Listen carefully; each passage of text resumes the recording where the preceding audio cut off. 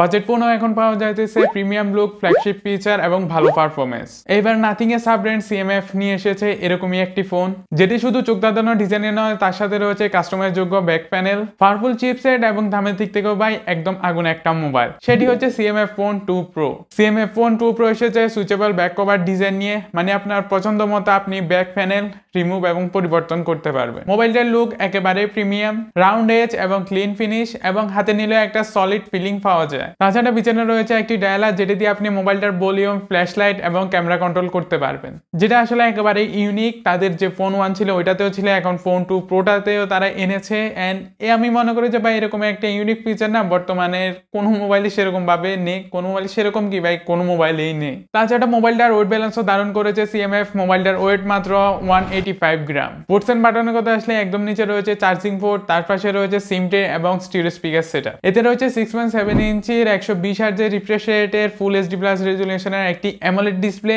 And display চিন and বেজেলের কথা আসলে চিন এন্ড বেজেল আমার কাছে একটু বেশি মোটা লেগেছে, যদি আর একটু ন্যারো হতো তাহলে মোবাইলটার সাথে দারুণ মানাতো। তাছাড়া মোবাইলটাতে 3000 নিটসের পিক ব্রাইটনেস এবং 388 পিপিআই রয়েছে।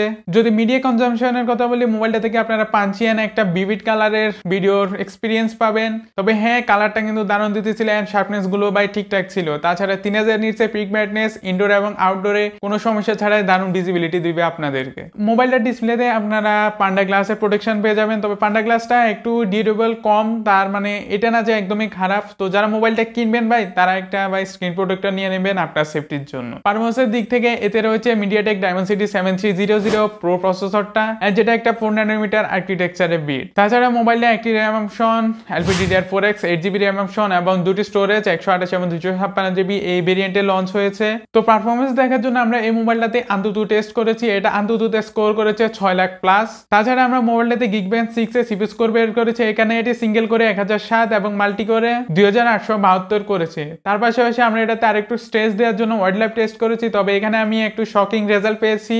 তার কারণ হচ্ছে মোবাইলটা ওয়াইল্ড লাইফ টেস্টে স্টেবিলিটিতে বাই 99.1% স্কোর করেছে, যেটা আসলে অবিশ্বাস্য ব্যাপার প্রসেসর সেগমেন্টে। তবে জানি না ভাই কিভাবে এটা ওয়াইল্ড লাইফ টেস্টে 99.1% করেছে। সো মেইন যে পারফরমেন্স ওইটা আমরা খেয়াল করবো যে ভাই গেমিং এ। তো আমরা এখন এটাতে একটা পাবজি রান দিয়ে পেলি। তো এটা পাবজিতে আউট অফ দ্য বক্স স্মুথে 120 FPS সাপোর্ট করে। তবে ভাই নামে 120 FPS সাপোর্ট করলেও ভাই প্রসেসরটা অতটা কেপেবল না 120 FPS গেমিং এর জন্য। তার কারণ হচ্ছে আমরা ভাই বেশি না ভাই 20-25 মিনিট গেম খেলার পর থেকে মোবাইলটা দারুণ পরিমাণে FPS ড্রপ করতেছিল। মোবাইলটা মাঝে মাঝে সময় 80-90 এরকম FPS এ ড্রপ করতেছিল। আর হাইয়েস্ট আমরা এভারেজে যদিও বলি, আমরা মোবাইলটাতে 90 বা 96 FPS এর মতন পেয়েছি।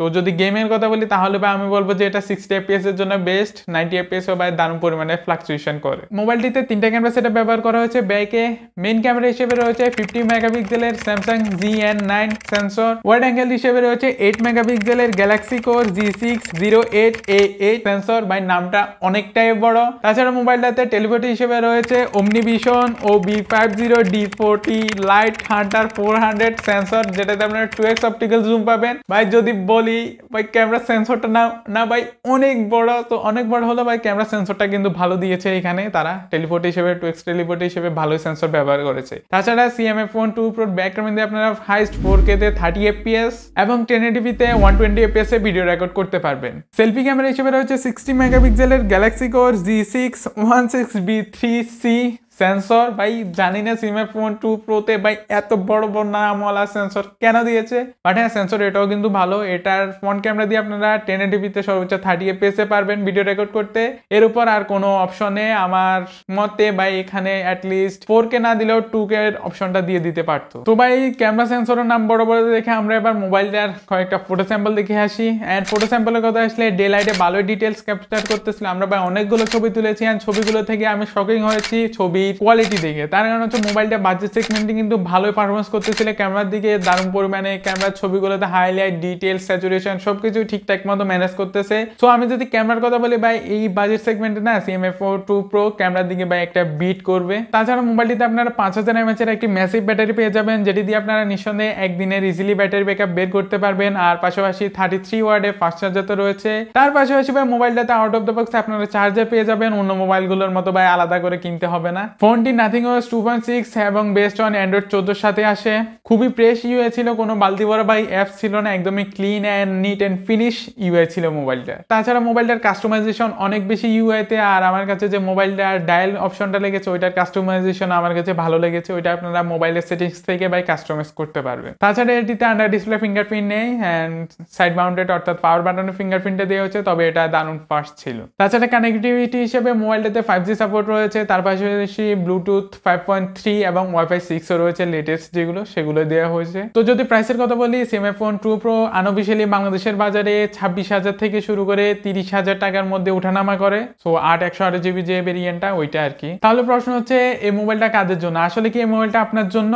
আপনি যদি চান ভাই প্রিমিয়াম লুক, ভালো কাস্টমাইজেশন, বাজেটে ভালো ক্যামেরা এবং একটা আলাদা এক্সপিরিয়েন্স নিতে মোবাইলের, তাহলে এই মোবাইলটা আপনি দেখতে পারেন। আর যদি আপনার মেইন খেয়াল থাকে যে ভাই গেমিং এবং পারফরমেন্সের দিকে, তাহলে ভাই এই মোবাইলটা আপনার বাদ দেওয়াই দরকার। তো ছিল আজকের ভিডিওটা কিরকম লেগেছে কমেন্ট করতে পারেন, এন্ড চ্যানেল নতুন হলে চ্যানেলটা সাবস্ক্রাইব করবে, আর জানিয়ে দিন আপনি কি এই মোবাইলটা কিনবেন কিনা।